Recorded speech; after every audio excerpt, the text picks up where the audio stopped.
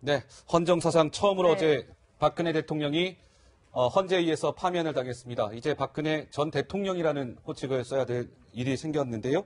오늘 전문가 네 분과 함께 좀 다양하게 이야기를 나눠보도록 하죠. 소개해 주시죠. 네, 신지우 연세대 개건교수, 김성완 시사평론가, 최진봉 성공회대 교수, 박지훈 변호사와 함께하겠습니다. 네, 어서 오십시오. 네, 안녕하십니까. 먼저 신 의원님, 네. 어떻습니까? 오늘 박근혜 대통령이 이제 전 대통령이죠. 네. 박근혜 전 대통령이 여전히 지금 현재 이 시각 현재 관저에 머물고 있는 거예요. 관저를 떠나지 않고 있죠. 계속해서. 네. 떠나지 않고 있다는 표현보다는 못하고 있는 게 아닌가. 못하고 있다고요? 삼성동에 입주 준비가 안 돼 있기 때문에 그런 거 아닌가 이렇게 싶고요.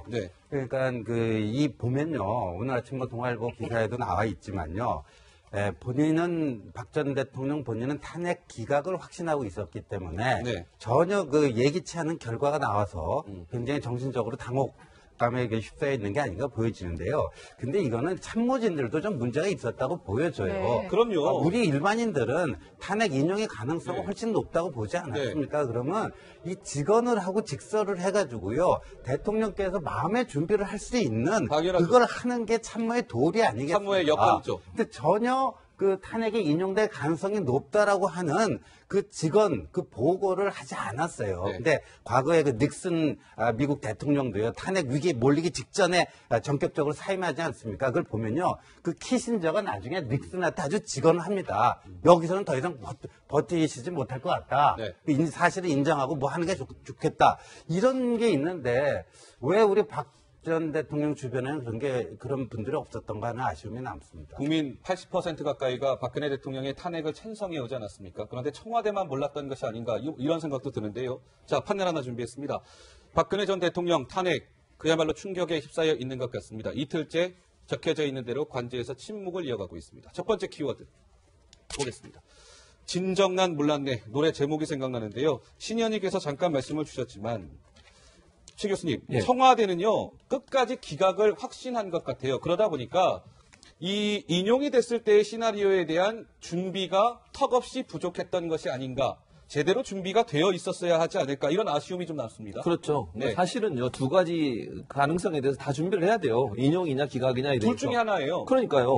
인용될 때는 바로 복귀하는 경우의 수가 많은 게 아닙니다. 그렇죠. 복귀할 수 있는 준비를 하고 참모진들이 또 기각이 됐을 때는 바로 나갈 수 있는 여러 준비들을 해야 될 텐데 그런 준비가 제대로 안 됐다고 하는 것은 제가 볼 때는 박근혜 대통령, 전 대통령이 본인은 기각이 될 걸 어느 정도 확신을 했던 것 같아요. 그러니까 본인은 뭐 계속 자기는 아니라고 얘기하지 않습니까? 본인은 죄가 없다고 얘기하고 자기는 엮인 거라고 얘기하고 최순실이 다 했다고 하고 이거는요.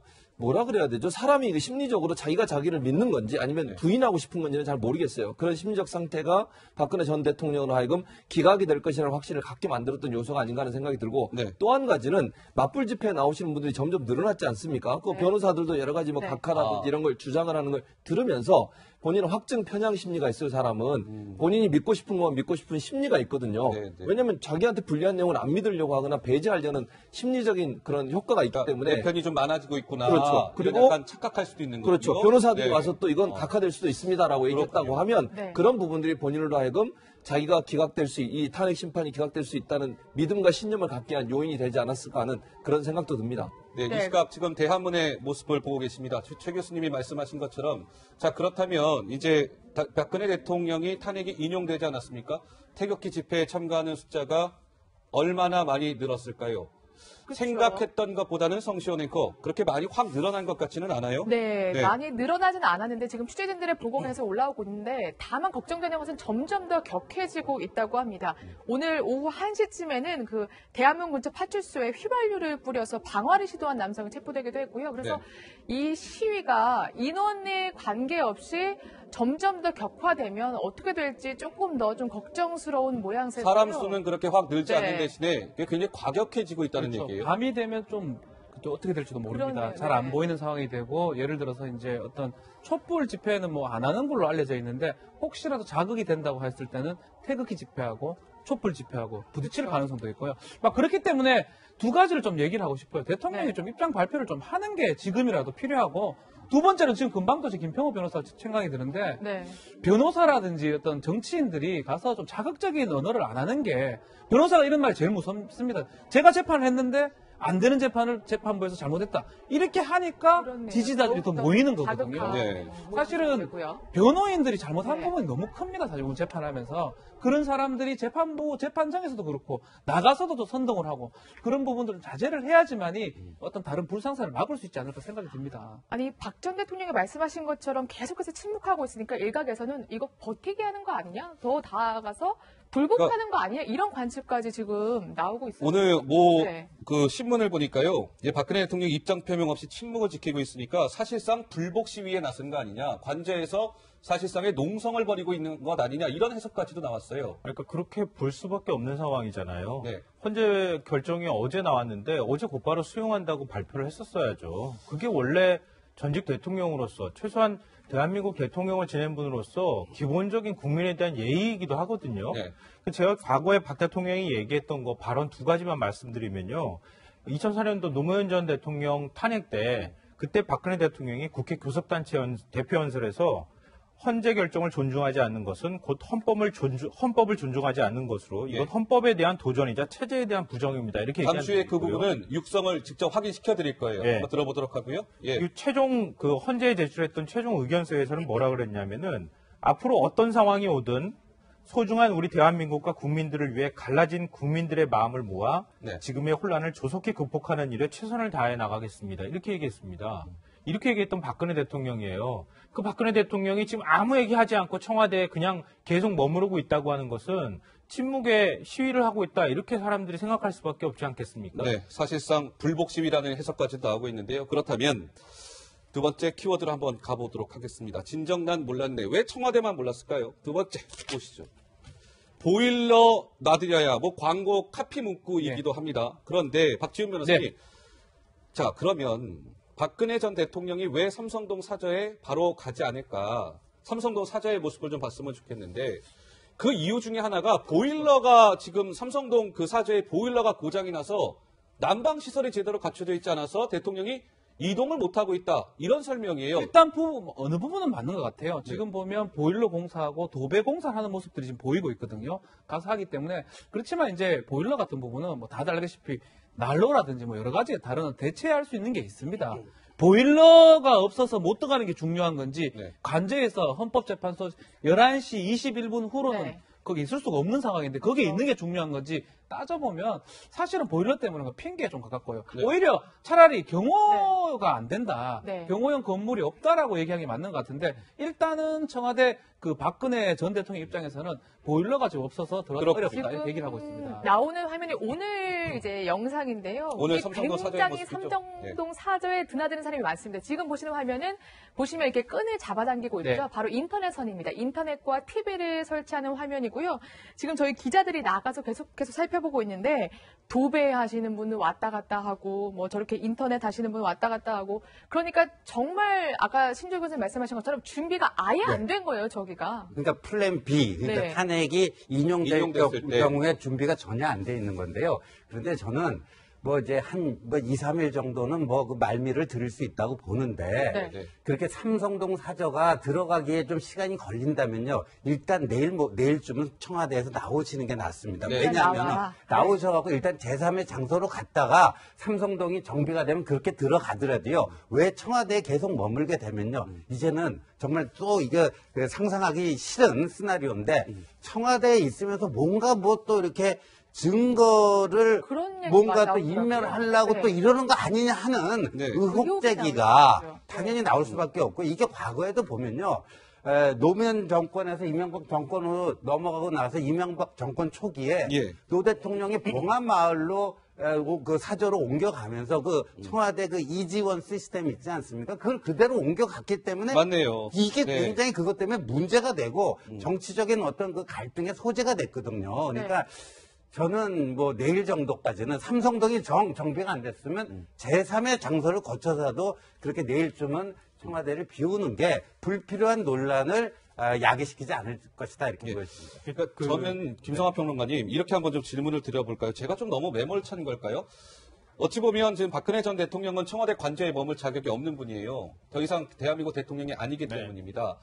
3월 10일 날 헌재에 선고가 있을 거라는 건 이미 예고가 됐던 부분이고요. 3월 10일 또는 13일 날 헌재는 어떤 식으로든 결론을 내릴 것이다라는 건 이미 오랜 전부터 예측이 되어 왔던 부분입니다. 그런데 지금 와서 청와대가 보일러가 고장나서 내가 삼성도로 이동할 수 없다 이런 것들이 국민들한테 얼마나 와닿을까 좀 이런 부분에 전 물음표를 찍고 싶은 거죠. 그러니까 국민들한테 얼마나 와닿을까 이 부분이 저도 와닿는데요. 네. 이게 무슨 얘기냐면요. 저도 이사할 때 이사 당일날 가잖아요.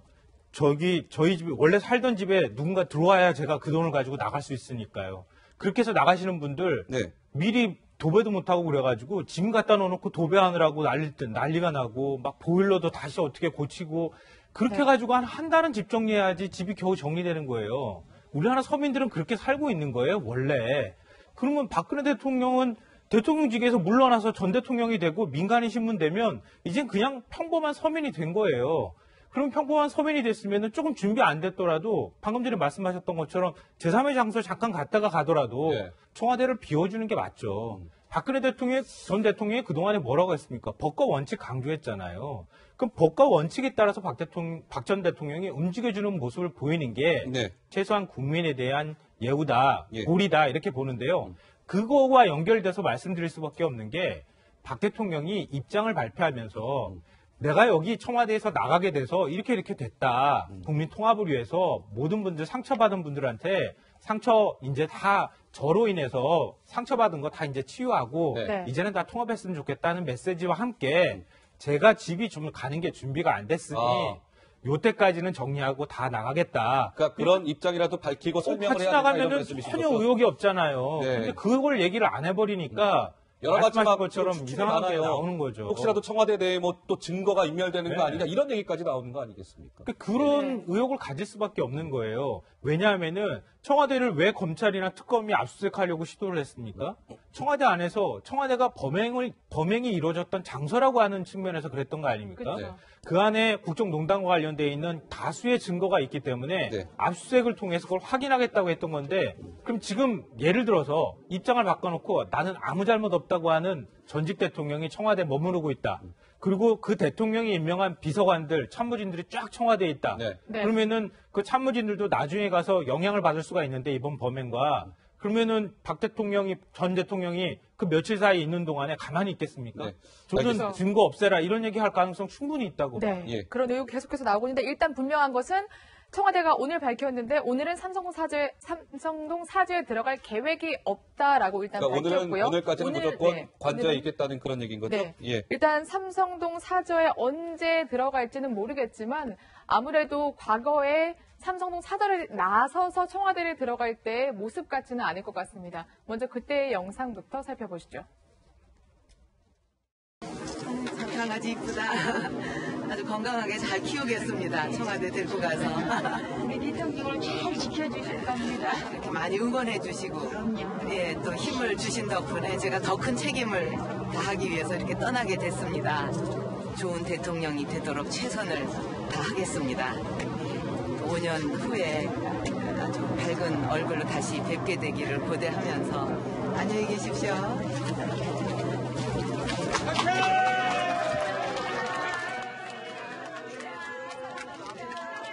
대통령에 당선된 이후에 저렇게 많은 사람들의 축하를 받고 삼성동 사저를 떠났는데 네. 글쎄요 조만간에 이제 탄핵이 돼서 돌아와야 되는 그런 신세에 놓이게 됐습니다. 자, 뭐 지금 일각에서는 내일 또는 모레 뭐 이 관저를 떠나지 않겠느냐라는 해석이 나오고 있는데 지켜보도록 하고요. 세 번째 키워드로 바로 넘어가 보도록 하겠습니다. 세 번째, 아름다운 승복이라고 적어봤습니다. 자, 헌재의 어제 탄핵 선고는 뭐 초등학교 학생들도 다 아는 것 아니겠습니까? 승복해야 될 겁니다. 그런데 이와 관련해서 여러 가지 얘기가 많이 나오고 있는데요. 과거 아까 김성환 평론가께서 말씀하셨잖아요. 박근혜 전 대통령의 과거 육성을 듣고 저희가 말씀을 나눠보도록 하겠습니다. 헌재의 결정을 존중하지 않는 것은 곧 헌법을 존중하지 않는 것으로 이것은 헌법에 대한 도전이자 체제에 대한 부정입니다. 잘못은 누구나 할 수 있습니다. 그러나 잘못을 확인했을 때는 고칠 줄 알아야 합니다.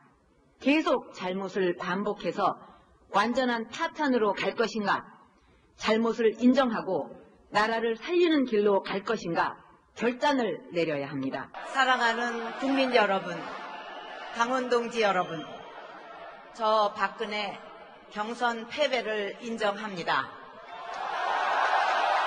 그리고 경선 결과에 깨끗하게 승복합니다. 오늘부터 저는 당원의 본분으로 돌아가서 정권 교체를 이루기 위해 백의종군하겠습니다. 네.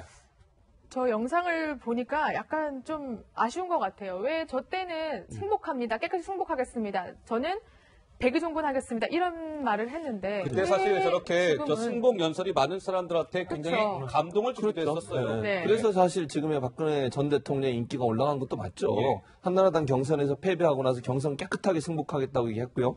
아까 처음 보신 거는 노무현 전 대통령 탄핵 기각 후에 대표 연설에서 이렇게 얘기했어요. 네. 헌재의 결과를 받아들이지 않는 것은 헌법 질서를 망가뜨리는 일이다. 이렇게까지 본인이 얘기했지 않습니까? 어제도 헌재에서 발표가 나온 거 아니겠어요? 그러니까 너무 자기한테 되는 잣대는 너무 그냥 무력해지고요. 남한테 되는 잣대는 너무 엄격하게 되는 이런 모습이 아닌가 하는 생각이 들어요. 네. 박근혜 전 대통령께서 만약에 헌재 발표가 난 다음에 짧게라도 승복하고 본인은 받아들이고 또 지금까지 분란이 있었던 두 진영, 예를 들면 촛불 집회나 맞불 집회나 이런 사람들이 서로 통합으로 가서 이제는 국가가 발전된 방향으로 가길 바란다라고 얘기를 해줬으면 지금의 이런 3명이나 사망하는 이런 사태까지 일어났겠습니까? 저는 그렇게까지 안 갔다고 봐요. 네. 그래서 결국은 지금 대통령이 지금 아무 말도 안 하시고 비서관들이나 보좌진이 가서 건의를 했지 않습니까? 뭐 말씀을 하시면 어떻겠냐라고. 근데 본인은 할 말 없다라고 얘기하면서 이론자에 끊어버리고 본인은 또 청와대에서 관저에서 나오지도 않고 이런 상황이 되다 보니까 결국 박근혜 대통령을 지지하는 사람들, 맞불 집회에 나왔던 친박 강성들 같은 경우에는 박근혜 대통령이 불복하고 있다고 생각해서 계속 저는 폭력적이고 네. 기자들을 철제 사다리로 때리는 보셨잖아요. 죽창 가지고 막 이렇게 경찰들을 위협하고 이런 형태의 폭력적 행위가 나타나는 것이 결국은 네. 박근혜 전 대통령이 명확하게 승복하는 모습을 보여줬다고 하면 네. 저런 모습이 좀 사라질 수 있는 기회가 됐을 텐데 네. 그런 모습이 보이지 않아서 저는 폭력적 행위가 계속되고 있어서 참 안타까운 상황입니다. 그러니까 이제 박근혜 전 대통령이 내 헌재의 이 판단을 나는 따르겠다, 승복하겠다, 받아들이겠다라는 입장이 나오지 않고 있고 뭐 아무 입장도 안 나오고 있는데 전 신 의원님의 분석을 좀 듣고 싶어요. 정말 박근혜 전 대통령의 생각이 뭘까요? 그러니까 탄핵이 인용된 이후에 이틀째예요. 어떤 식으로든 입장을 밝혀야 할 거라는 건 박근혜 전 대통령 스스로도 잘 알고 있을 겁니다. 그런데도 이틀째인 오늘까지도 저렇게 침묵을 지키는 이유는 분명히 무언가의 이유가 있을 텐데 그 이유가 과연 무엇일까요? 그러니까요, 메시지가 없다라는 게 메시지가 되거든요. 그렇지 않습니까? 노 코멘트 하겠다라는 게 코멘트예요. 네. 나는 거기에 대해서 메시지를 발표하지 않겠다라는 게 본인의 의사를 어떻게 보면 밝히는 거거든요. 네, 네, 네. 그런데 대통령으로서 이제 전직 대통령이지만 그 불복한다 이런 얘기는 할 수가 없잖아요. 공식적으로 그렇잖아요. 불복하겠습니다라고 얘기는 못하죠, 당연히. 난 불복이다. 아니, 그러니까 일반인들, 뭐 박사모, 회장 이런 분들은 불복한다라고 얘기할 수 있지만 그래서 일국의 대통령을 지낸 분이 헌법재판소의 최종 결론에 대해서 난 불복한다 이럴 수는 없는 거 아닙니까? 당연하죠. 그런 상황에서 아무런 메시지를 발신을 안 하니까 이건 사실상 불복 아니냐 이렇게 얘기가 되는데 아까 그 2004년 노무현 대통령 탄핵 때 그 방금 전 화면으로 보지 않았습니까? 인간은 누구나 잘못할 수 있다. 그러나 잘못을 하면 그거 고칠 줄 알아야 된다. 어저께 헌재 결정문을 잘 뜯어보면요. 대통령이 헌법과 법률을 위배했다고 해서 반드시 탄핵하는 건 아니에요. 네. 그게 파면할 만큼의 사유가 되는가 그 점인데 거기 보면은요. 그 대통령의 헌법과 법률 위배는 재임 기간 전반에 걸쳐서 일어났고 반복적으로 네. 지속적으로 반복이 됐고 그리고 그것에 대해서 문제 제기하는 국회와 언론에 대해서 오히려 진실을 은폐하고 그 문제 제기하는 사람들을 비난하고 이 정치적으로 고립시키려고 했다. 이게 더 안 좋다라는 거거든요. 네네. 그게 참 안타깝네요. 근데 박지훈 변호사님, 저는요, 박근혜 전 대통령이 하루라도 빨리 헌재 결정에 승복해야 된다는 입장을 밝혀야 하는 이유 중에 하나는요, 박근혜 대통령은 이제 현직 대통령은 아닙니다만 대한민국의 이 통합을 위해서 그래도 앞장서야 할 분 아니겠습니까? 그렇죠. 박근혜 전 대통령이 이 헌재에 대한 입장을 내놓지 않으면요, 이 태극기 집회는 좀 더 가열될 수밖에 없어요. 그렇게 되면 국가 혼란은 더 어떻게 되겠습니까? 더 혼란은 더 커질 수밖에 없는 거 아니겠어요? 그러니까 결국은 사실은 입장 표명을 한 후에 관저에서 안 나오는 거는 받아들일 수가 있습니다. 네. 왜냐하면 정말 보일러라든지 어떤 상황이 안 맞기 때문에. 근데 입장 표명 없이 대통령 간저에서 지금 안 나오는 상황이라면 네. 이건 다르게 또 해석이 될 수가 있거든요. 그러니까요. 극단적으로 뭐 이건 제 얘기는 하지만 주거 침입에 가까운 행동이에요. 거기 있으면 안 돼요. 어. 11시 21분 이후로는 있으면 안 되는 사람이 있고 만약에 시민단체 중에 어떤 사람이 고발을 많이 한다 그러면 또 극단적인 상황이 생길 수 있기 때문에 일단은 간저에서 나오는 게 가장 중요하고 나올 수가 없다 그러면 지금 신주현님 전 정확하다고 말하는데 말 안 하는 거는 곧 불복하겠다는 뜻이거든요. 그런 뉘앙스를 안 보이게 어쩌면 정확하게 아니 승복한다만 말 한마디만 딱 하더라도 네. 알아서 그 지지자들이라든지 정치가들이 알아서 움직일 수 있기 때문에 그러니까요. 그 얘기 너무 많은 얘기 안 하더라도 승복한다는 얘기는 반드시 해줘야 된다. 네. 관저 있고 없고를 떠나가지고 그 부분이 좀 가장 문제가 아닌 생각이 좀 듭니다. 지금 계속해서 침묵을 하고 있으니까 이렇게 승복하지 않는 게 아니냐 이런 말이 나오는데 한편으로는 좀 청와대에 변화가 있었거든요. 저희가 지금 사진 하나 준비해 봤는데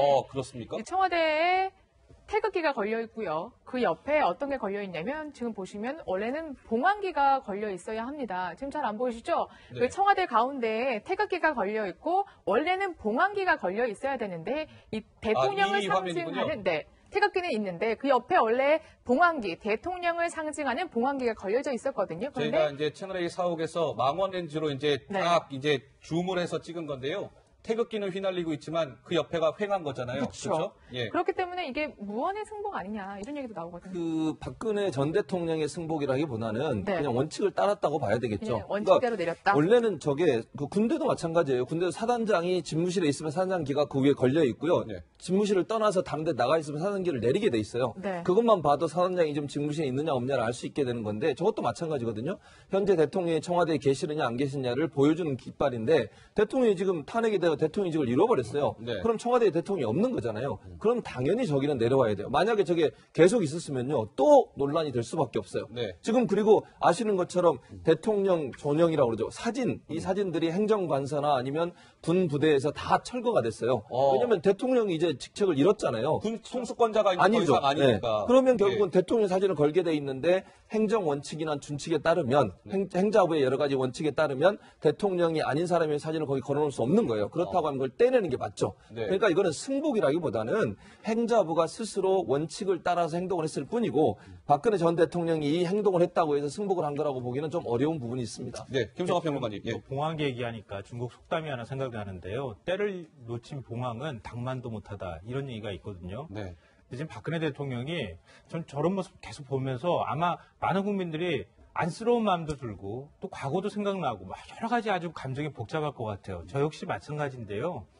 이번 사태 이렇게 날 동안에 아까 이제 신주 의원님 말씀 약간 하셨지만 네. 헌재가 이렇게 지속적으로 위법 행위가 있었다는 것하고 그 다음에 그걸 바로 잡을 수 있는 기회가 있었음에도 박 전 대통령이 그걸 기회를 살리지 못했다고 하는 점을 지적을 했잖아요. 그랬죠. 예. 박 전 대통령한테는 그 국민들이 법과 원칙 박 전 대통령이 얘기했던 대로 지금 탄핵 절차에 들어가기 전에 하야할 수 있는 기회가 얼마든지 있었어요. 네. 근데 끊임없이 개헌 카드 꺼내들고 그 다음에 거짓말로 일관하는 그런 모습들을 하면서 본인 스스로가 퇴로를 차단해 버린 거예요. 그렇게 하다 보니까 때를 다 놓치고 난 다음에 지금까지 와버려서 네. 결국은 이 파면되는 신세까지 돼버린 게 너무 아쉽고 그래서 제가 이 박 대통령의 처지가 이 봉황에서 닭으로 전락한 것보다 못한 신세가 돼버렸다 이런 게 안타깝습니다. 몇 번의 기회가 있었지만 네. 다 놓쳤다. 자업자득이다. 뭐 이런 해석이신 것 같은데요. 자, 그렇다면 네 번째 한번 저희가 키워드를 한번 좀 살펴보도록 하겠습니다. 진정난 몰랐네. 보일러 놔드려야. 아름다운 승복에 이어지는 마지막 키워드는 과연 뭘까요? 보겠습니다. 잃어버린 방패. 박지훈 변호사께 질문을 드리겠습니다. 박근혜 대통령은 이제 박근혜 전 대통령이자 민간인 신분이 그렇죠. 됐습니다. 검찰 수사의 그 칼날을 피할 수 없는 신분이 됐는데요. 그렇죠. 검찰 좀 뭐 조짐이 있습니까? 어떻습니까? 일단은 이 방패 갑옷 같은 게 있죠. 대통령은 현직에서는 뭐 내란 외환죄를 제외하고는 소추가 안 되기 때문에 지금 대통령 대면 조사도 못했고요. 네. 그리고 이제 청와대 압수수색도 못했습니다. 아마 중앙지검에서 이제 사건을 인수인계 받았는데 이거를 당장 하느냐 마느냐 이런 얘기도 있고 예. 대선 이후에 한다는 얘기도 있는데 지금 중앙지검에서 아마 할 걸로 지금 보입니다. 왜냐하면 그러니까 박지훈 변호사께서는 그렇죠. 지금 화면에 나오고 있는데 당장 수사냐 대선 이후 수사냐인데 당장 수사 쪽에 네, 좀 왜냐하면 무게를 지금 두시는 이재용 거죠? 부회장이 공판 공소 유지가 되고 있는 상황인데 이재용 부회장하고 박근혜 전 대통령으로 같이 가는 상황입니다. 공범 내지 뭐 뇌물죄를 받았으면 받았다. 그 상황이 되기 때문에 이재용 부회장의 공소유지도 아주 관련이 돼 있고 그렇기 때문에 아마 기록 검토가 끝난다면 바로 소환을 할 걸 생각이 들고요. 네. 소환하고 압수수색도 아마 할 가능성이 크지 않을까. 다만 이제 소환에 불응한다 그러면 네. 이제 강제 수사 부분인데 네. 그 부분은 막 당장은 결정한 건 아닌 것 같고요. 아마 중앙지검에서 고민해야 될 부분으로 생각이 듭니다. 네, 검찰 조사하면은 사실 박 대통령의 예전에 어떻게 얘기를 했는지가 생각이 나죠. 여러분도 기억하실 겁니다. 먼저 한번 확인해 보시죠. 어떤 대통령으로 남고 싶다 하는 것보다도 제가 임기를 마치고 나면 나라가 가는 방향에 있어서 이제 다 이렇게 좀 바른 궤도에 올라서 갖고 이렇게 가는구나 해서 걱정을 그런데 안 하고 살 수 있으면 좋겠다 하는 게 제 첫 번째 소망이고요. 저의 사명을 아주 잘 어쨌든 완수해서 어떤 나라가 밝은 앞날로 나아가고 국민이 더 좀 잘 살게 되는데 뭔가 기여하고 싶은 그런 생각이 가득합니다. 이미 청와대 비서실과 경호실에도 검찰의 수사에 적극 협조하도록 지시하였습니다. 필요하다면 저 역시 검찰의 조사에 성실하게 임할 각오이며 특별 검사에 의한 수사까지도 수용하겠습니다. 국민을 잘 네. 살게 하는 나라를 만들겠다. 기자회견에서 밝혔고요. 이번 최순실 사태 후에도 그렇기 때문에 검찰 조사, 무슨 특검 조사 다 응하겠다고 했는데 안 나왔거든요. 그렇죠. 근데 이번에도 만약에 다음 주 검찰이 소환한다고 하는데 그런 얘기가 있더라고요. 과연 네. 스스로 나올까? 이런 생각이 스스로 들어요. 안 나올 가능성도 있지만 안 나오게 네. 되면 체포영장 발부받아서 체포를 해야죠. 검찰이 그냥 있진 않을 거예요. 만약에 나오라고 했는데 본인 네. 스스로 안 나오신다고 하면 법적 절차를 밟을 수밖에 없는 거잖아요. 네네. 대통령으로 계실 때야 형사소출을 받지 않는다는 이유 때문에 그게 방어가 됐지만 네. 만약에 지금 민간인 신분이기 때문에 우리가 똑같은 거 아니에요? 우리가 만약에 조사하라고 나오라는데 계속 안 나온다. 그럼 네. 검찰이 가만히 있으면 그것도 웃기는 거 아니겠습니까? 네네. 그러니까 어떤 형태로든 법적 처벌을 받을 수 있도록 조사에 안 나올 때 한두 번은 또다시 조사에 응하라고 얘기하겠지만 계속 불응하면 체포영장 발부해서 체포할 수밖에 없는 거죠. 그게 네. 사실은 상식적인 거고 만약 그걸 안 한다고 하면 제가 볼 때 또 국민적 반감이 엄청나게 심해질 가능성이 있다고 네, 봅니다. 신현님 어떻게 보세요? 이런 게 걱정이 돼요. 뭐 내일이나 모레쯤 삼성동으로 가셨다면 네. 예를 들어서 삼성동 사제에 가 계시는 동안에 검찰에서 이제 이제 출두하라 소환 명령이 내려졌어요. 네. 근데 본인이 거기에 흔쾌히 응하지 않게 될 경우에는 네. 지금 얘기한 것처럼 체포영장을 뭐 발부하고 체포영장이나 뭐 이렇게 네. 해야 될 거 아니에요. 근데 또 이제 뭐 박사모의 그 열혈 회원들이 네. 삼성동 사저를 둘러싸고 대문 앞에서 인간 방패를 형성해가지고 검찰의 체포영장 집행을 또 물리적으로 방해하고 네. 그럼으로써 좀 충돌이 벌어지는 저는 이거는 정말로 끔찍한 이게 대통령 탄핵 이후에 예. 굉장히 뒤끝이 안 좋게 후유증이 남고 남아서 더 국가적으로 불행한 사태가 야기될 수 있다라고 보여지고요. 예. 이렇게 되면 검찰로서도 지금 저는 오늘 동아일보 사설에서 뭐라고 썼습니까? 그러니까 검찰이 수사를 하되 가급적 전직 대통령님을 감안하고 지금 조기 대선이 눈앞에 와 있으니까 네네. 불구속 수사하는 게 맞겠다. 근데 불구속 수사 원칙이라는 게 그 기본적인 원칙입니다. 근데 구속 수사를 해야 되는 경우가 뭐예요? 증거 인멸 내지 도주의 우려, 네. 검찰 수사에 협조를 안 할 때, 이럴 때 신병 확보를 위해서 불가피하게 구속하게 되는 거 아닙니까? 네. 그러니까 저는 좀 그런 상황까지 안 갔으면 좋겠어요. 저는요, 신현님 말씀드리면서 박지훈 변호사님, 그럴 가능성은 없을까요? 제가 너무 극단의 생각을 하는지 모르겠는데, 박근혜 대통령이 이제 청와대를 나왔어요.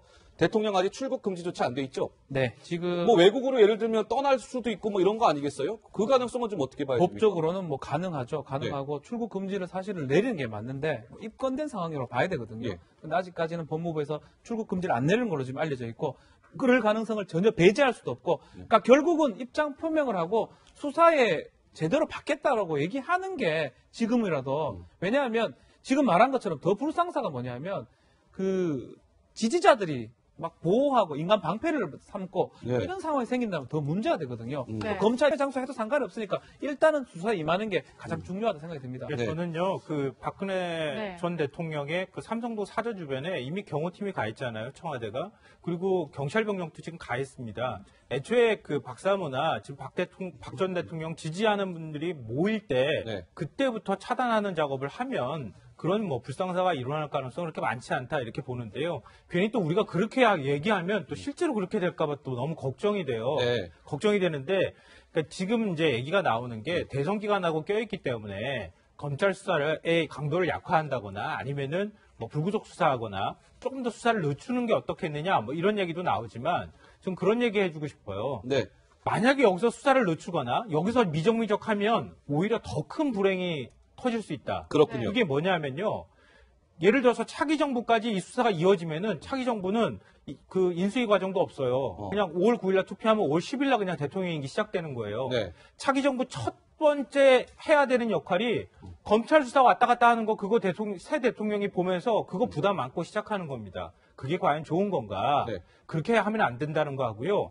그 노무현 전 대통령 검찰 수사 받을 당시에 이명박 전 대통령 얼마나 그 곤란함을 많이 겪었습니까? 네. 나라가 얼마나 쪼개졌습니까? 네. 그런 일 막기 위해서라도 검찰은 원칙대로 최대한 신속하게 빨리 수사하는 네. 게 제일 중요하다 이렇게 생각합니다. 자, 성시원 에이커 지금 삼성도 사저 앞에 모습을 잠깐 저희가 점검을 해보고 갈까요? 예. 네, 지금 차 한 대가 도착을 했는데요. 짐을 이렇게 빨리빨리 내리는 것 같죠. 근데 이 차량이 사실 청와대에서 온 차량인지 지금 아니면 어떤 뭐 다른 가구나 이런 물품을 설치하기 위해서 어떤 업체에서 온 것인지는 확인이 되지 않고 있습니다. 네. 네. 아마도 근데 뭐 청와대 관저의 물건일 수도 있고요. 아니면 외부에 이제 뭐 필요한 것들을 이제 구매해서 이제 삼성동 사저에 뭐 물건을 들여놓는 걸 수도 있는데 굉장히 다양한 물품들이 지금 삼성동 사저 안에 옮겨지고 있는 것만은 분명해 보입니다. 그러니까 크기로 봤을 때는 이제 그 청와대에서 온 물품이 아닐 가능성이 좀 크지 않을까 네. 생각이 좀 들어요. 왜냐하면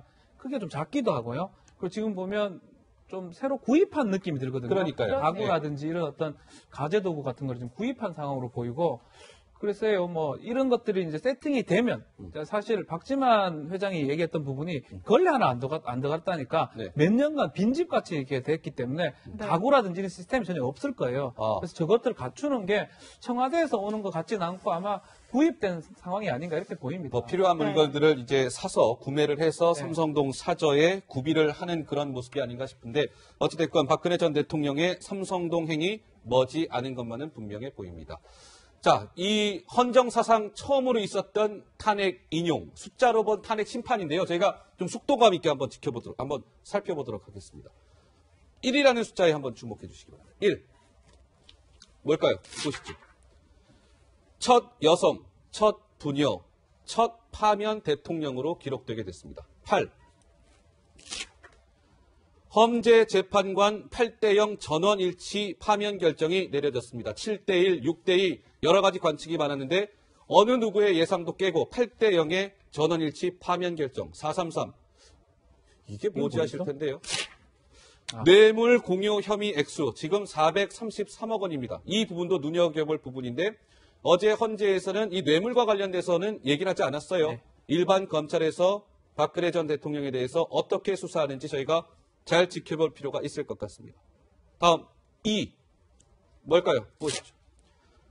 두 번의 쓸쓸한 청와대 퇴장인데 근데 지금 최진봉 교수님께서 보시기에 1, 8, 4, 3, 3, 2 예. 어떤 부분에 가장 좀 주목하고 싶으세요? 저는 1번에 주목하고 싶습니다. 1번. 예, 왜냐하면 참 첫 여성 대통령이었잖아요. 예. 우리나라에. 그다음에 첫 부녀 대통령이요. 거기만 해도 얼마나 기대가 컸습니까, 사실. 이 두 가지 첫자만 보면 사실은 국민들이 많은 부분 기대가 컸었고 또 잘하실 거라고 생각했고 국민과 결혼했다고 하고 국민만 생각했다고 하는 그 말만 듣고 믿어서 잘 국정을 운영할 거로 생각했었는데 지금 마지막 저 첫 파면이라고 하는 부분을 보면서 그분이 왜 최순실이라고 하는 개인 여자 한 여성에 의해서 그만큼 좌지우지되고 수렴청정을 당했는지 하는 부분을 생각하면 역장이 무너지는 거죠. 네. 그러니까 두 가지 첫은 사실 국민들한테 희망을 줄 수 있는 그런 부분이었다고 하면 세 번째 첫 파면이라고 하는 것은 국민의 마음에 큰 상처를 준 그 첫 번째 파면된 대통령 아니겠습니까? 의미는 있어요. 물론 민주주의로 당선된 대통령이 민주주의적 방법을 통해서 파면당한 거니까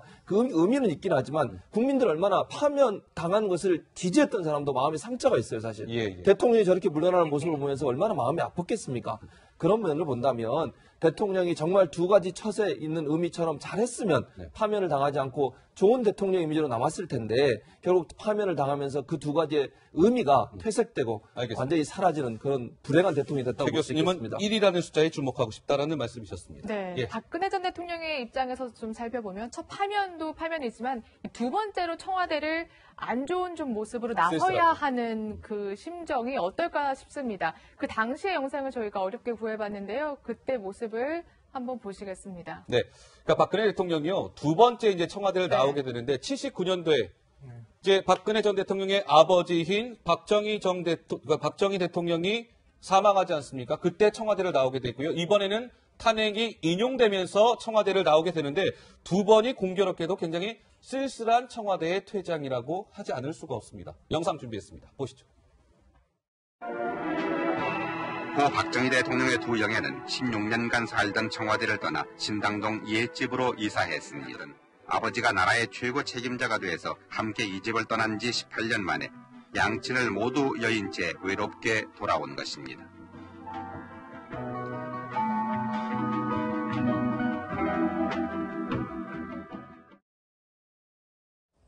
네.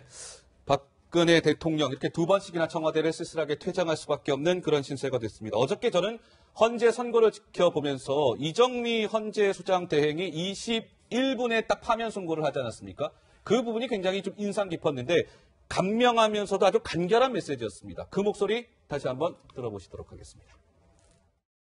결국 피청구인의 위헌 위법 행위는 국민의 신임을 배반한 것으로 헌법 수호의 관점에서 용납될 수 없는 중대한 법 위배 행위라고 보아야 합니다. 피청구인의 법 위배 행위가 헌법 질서에 미치는 부정적 영향과 파급 효과가 중대하므로 피청구인을 파면함으로써 얻는 헌법 수호의 이익이 압도적으로 크다고 할 것입니다. 이에 재판관 전원의 일치된 의견으로 주문을 선고합니다. 주문, 피청구인 대통령 박근혜를 파면한다. 네. 네. 보통 1시간 정도로 예상했었어요. 그래서 사실 저도 제대로 안 보고 좀 오래 걸리겠지 하고 느긋하게 봤었거든요. 그런데 21분 만에 걸렸다는 건 이거는 그야말로 준비된 겁니다. 준비된 겁니다. 원래 같으면 결정문의 이유를 그대로 낭독을 하는 게 원칙입니다. 네. 그렇다면 결정문은 상당히 페이지 수가 많거든요. 네. 그렇다면 이 정도 사건이면 1시간 반 정도 소요될 수 있는 상황인데 생방송을 예고하면서 국민들의 눈높이를 맞춘 것 같아요. 제가 봤을 때는. 그래서 선고문을 들었을 때 되게 감명하면서 그렇죠. 아마 중학생 이상의 학생들도 알아먹을 수 있는 그냥 귀로 귀에 듣기만 싹 쉽게 해도. 설명하더라고요. 네. 어제 같은 경우는 그러나가 4번 나왔는데 별명이 생겼더라고요. 어떤 별명이에요? 밀당 헌법녀라고 밀당 밀고 헌법녀요? 당기고 네. 그러나가 나올 때마다 이제 이거 가슴이 기각이구나 철렁철렁하게 철렁철렁했는데 박지훈 네. 변호사님, 예. 박지훈 변호사님이 설명을 해주셔도 딱 뭔지 알 것 같은데 네. 이정미 대행의 목소리로 확인하면 더 와닿지 않을까요? 듣고 싶습니다 다시. 예, 준비했습니다. 네. 들어보시죠. 그러나 이 사건에 나타난 증거를 종합하더라도 피청구인이 노 국장과 진 과장이 최서원의 사익 추구에 방해가 되었기 때문에 인사를 하였다고 인정하기에는 부족하고, 그러나 이 사건에 나타난 모든 증거를 종합하더라도 세계일보에 구체적으로 누가 압력을 행사하였는지 분명하지 않고, 그러나 국민의 생명이 위협받는 재난 상황이 발생하였다고 하여 피청구인이 직접 구조활동에 참여하여야 하는 등 구체적이고 특정한 행위 의무까지 바로 발생한다고 보기는 어렵습니다. 반전화법이네요. 그렇죠. 이게 근데 본래 이제 주문에 저렇게 이후에 많이 저렇게 기재를 합니다. 앞에 내용을 써놓고 이런 상황이지만 그러나 이렇지 않다라고 얘기하는 네. 거거든요. 그러니까 처음에는 앞에 3개 그러나 나왔을 때는 네. 이 대통령 측에 유리한 상황들이 있었어요. 그러니까요. 뭐 기각되는 거 아니냐 막 이런 분위기도 있었어요. 한수도 예. 들렸었는데 마지막에 18분 정도로 그때 했던 그러나에서는 이제 정반대의 얘기를 하지요. 아마 많이 준비한 내용 같고요. 이정미 권한대행이 저 읽을 때 거의 뭐 외웠던 것 같아요. 고개는 숙이긴 한데 네. 단어 하나하나가 틀린 게지 않고 또박또박 읽어내려가더라고요. 또박 얘기하는 걸 봤을 때는 네. 아마 미리부터 아마 저 결정문하고 결정 요지가 준비된 상황이 아니었나. 그래서 국민들이 봤을 때도 앞으로 저 결정 요지문하고 결정문은 헌법 교과서에도 나올 수 있는 아주 중요한 내용이 될 거라 생각이 듭니다. 알겠습니다. 어쨌든 이 헌정사상 처음으로 이제 박근혜 대통령이 파면이 됐는데요. 성시원 앵커. 네. 헌법재판관들요. 정말 수개월 동안 엄청나게 고생했다면서요. 그 뒷얘기가 좀 알려졌는데 어떤 게 있습니까? 저 21분 결정문이 나오기까지 정말 이런 노력이 있었습니다. 밥도 여러분 잘 못 한번 먹더라. 보시면요.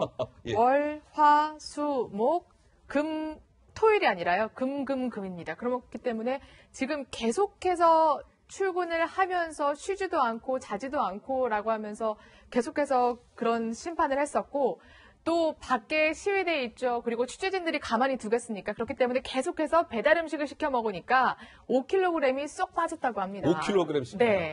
그리고 마지막 날, 선고날 화제된 게 있죠. 바로 이정미 소장 대행의 권한대행의 헤어롤인데요. 얼마나 급했으면. 저 모습이에요, 저 네. 모습. 예. 근데 저걸 두고서 저게 8대 0을 예고한 거다. 그리고 이응에서 약간 국민들에게 좀 암시를 해준 거다. 이런 해석까지 나오더라고요. 저는 저 모습은요, 네. 두고두고 아마 역사에 남을 것 같아요, 신 의원님. 그 정말 대통령 탄핵 선고라는 중체대한 그 어떻게 보면 선고를 앞두고 있는 재판 그 헌재소장 권한대행이 저 헤어롤을 하고 있는 모습은 굉장히 인상적이었습니다. 근데 저거를 인용의 영영으로 봤다라는 건요. 네. 정치인이라면 저런 저 이벤트를 할 수 있는데 헌법재판관들은요. 네. 저렇게 안 합니다. 그래서 네. 저는 저 고도의 긴장과 예. 스트레스로 인한 것이다 이렇게 봐야 그게 맞을 것 되고요. 같아요. 그다음에 아까도 여기서도 얘기했지만 이게 8대 0이라는 게 저는 굉장히 의미가 있다.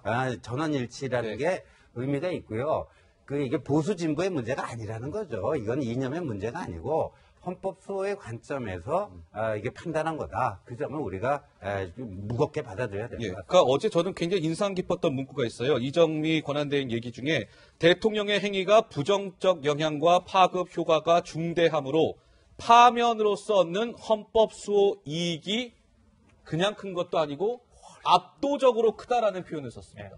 굉장히 인상적인 표현 아니겠습니까? 네, 예. 그렇죠. 그러니까 예를 들어서요. 거기 중에 이런 게 있어요. 기업의 재산권을 침해했다.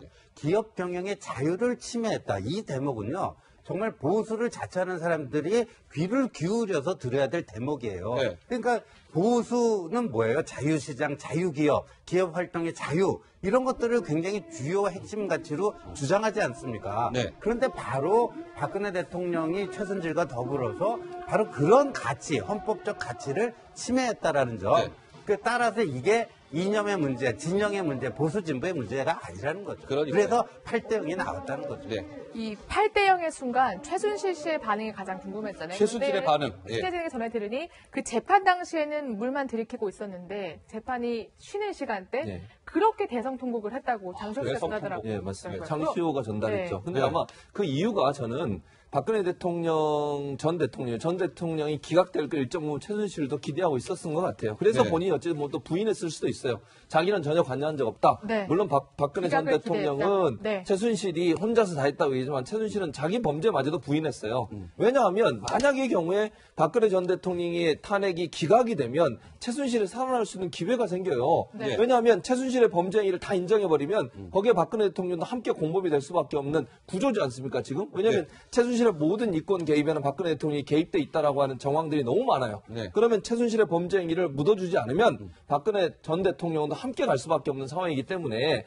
만약에 박근혜 전 대통령의 탄핵이 기각된다고 하면 네. 최순실로서도 일정 부분 자기가 다시 살아날 수 있는 기회가 있기 때문에 네. 기대를 했을 텐데 네. 탄핵이 결정되는 순간 어떻게 됐습니까? 방패막이가 그쵸, 없어진 거예요 또. 방패막이 없어진 예, 거죠. 그러니까 네. 최순실 입장에서는 박근혜 대통령의 마지막 자기를 지켜줄 수 있는 보루였는데 그 보루마저 사라진 걸 보고 네. 엄청난 이제 슬픔과 아픔이 온 거죠. 네. 그리고 본인 나도 이제는 더 이상 빠져나갈 수 없겠구나라는 그런 마음이 생겨서 아마 대성 통곡을 한 게 아닌가 생각이 어제 듭니다. 본인은 재판 중이었어요. 본인 재판 재판 받는 중에. 도중이기 때문에 예. 아마 시계를 계속 봤을 것 같아요. 10시부터 재판하는데 11시쯤에 이제 나는데 11시 21분에 발표가 났잖아요. 예, 그랬죠. 옆에서 이제 변호인이 휴대폰을 보고 있다가 알려준 걸로 보이고요. 그때는 몰랐는데 그 직후에 검사가 공판 수행하는 검사가 박근혜 대통령 얘기하면서 이제 법적으로는 탄핵 인용됐으니까 박근혜 전 대통령이 맡겠습니다라고 했을 때 아마 최순실은 이제 직감을 하고 노려봤다라는 거거든요. 그리고 휴정하는 과정에서 장시호와 같이 있는 데서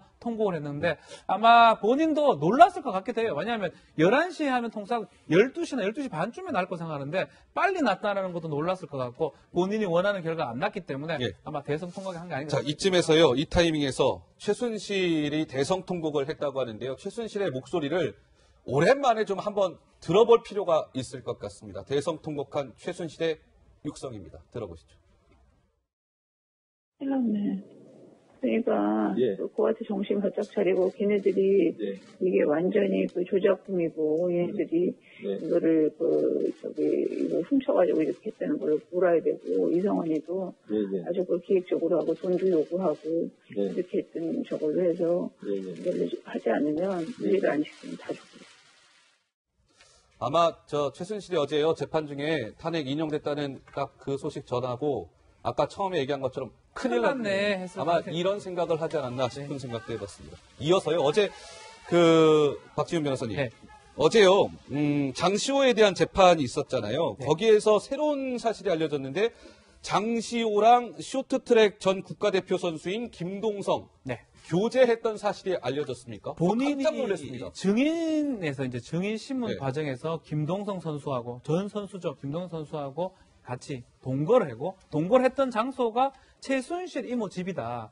교제를 하고 그런 내용을 지금 얘기를 했습니다. 근데 김동성 전 선수는 지금 결혼을 해 있는 유부남 아니에요? 그렇죠. 지금도 결혼 상태고요. 그 당시 2015년 정도인데 그때도 이제 어떤 결혼 상태이기 때문에 만약 이 말이 맞다 그러면 이전에 이규혁 전 감독이 비슷한 취지의 얘기를 하니까 이 김동성 씨가 SNS에 욕을 막 했었거든요. 무슨 소리냐. 근데 이제 장시호 씨가 그 교제를 인정했기 때문에 이 부분은 사실이 맞을 가능성이 높고요. 김동성 씨는 또 새로운 또 분란이 될 걸 생각이 들어요. 일단 김동성 씨는 이제 사실관계를 자기는 전혀 관계가 없다 이렇게 부인했었고 지금은 이제 아무런 입장을 내놓지 않고 있는데 장시호 씨가 아무리 진술이 솔직하다고 하지만 정말 거침이 없는 것 같아요. 그래서 자기가 굳이 진술 안 해도 되는 부분인 것 같은데 김동성과 교제한 게 맞고 최순실 집에서 같이 살았다 이렇게까지 얘기를 했거든요. 장시호 씨 얘기를 들어보면요, 저는 그냥 참 해맑은 사람이다, 뭐 이렇게 표현하는데, 뭐 다르게 표현하면 또 사차원이다 이런 표현도 있을 수 있을 것 같고, 또 다르게 표현하면 이건 좀 부정적이겠지만 백치미가 있다 이런 표현까지도 가능할 것 같아요. 그러니까 본인이 뭐 이런 문제에서 이제 혐의가 없다고 하는 거, 예를 들면 이제 원래 시작은 영재센터가 아니고 영재교육원으로 시작을 했대요. 그러니까 영재교육원으로 만들어가지고 이제 시작을 하려고 하다가 김동성 씨를 만나가지고 최순실 씨한테 소개를 해주고 두 사람이 얘기를 하면서 이게 센터로 바뀌었다. 이 얘기를 설명하기 위해서 김동성이라는 관계가 나온 거예요. 그렇다 하더라도 이게 일종의 이제 불륜이 될 수 있잖아요. 이게 만약에 사실이라면 주장이. 그럼요. 그거를 그렇게 거침없이 얘기하는 게 한편으로 이해가 장시호 씨가 김동성 선수한테 뭐 서운한 게 있었을까요? 왜 갑자기 진짜 말 안 해도 되는 거를 굳이 그런 얘기를 했을까요? 제가 생각했을 때는 준비된 발언은 아닌 것 같아요. 지금 말씀하신 것처럼 돌발적으로 나온 거예요? 돌발적으로 설명하는 과정에서 사실 뭐 복덩이라고 얘기도 하고 증인신문 과정에서 상당히 많은 얘기를 한다고 지금 알려져 있거든요. 하면서 검사가 물었을 때 납득하게 얘기하다 보니까 저에게 나온 게 아니라 센터란 이름을 김동성 씨가 지었다는 거거든요. 센터를. 그래서 아마 준비돼서 일부러 김동성 씨를 뭐 어떻게 곤란하게 만들려고 한 건 아니고 이 말하다 보니까 나온 얘기가 아니라 추측이 좀 됩니다. 사실 저는 이 얘기 들은 지가 꽤 됐어요. 그러셨어요? 들은 적이 있어요. 빠르시군요. 누굴 통해서 얘기를 듣고 그래 그 김동성 선수가 그 얘기를 또 기자를 만나가지고 또 얘기를 한 적도 있다, 뭐 이런 얘기까지 내가 들은 적이 있는데요. 하다못해 저도 말 못했잖아요. 지금까지 장시호 씨가 얘기하기 전까지. 근데 장시호 씨 본인이 이렇게 다 얘기를 해버렸으니까 저도 말 못하는 거를 본인이 얘기하니까 참 좀 황당하네요. 자, 장시호 씨와 김동성 씨 얘기까지 해봤습니다.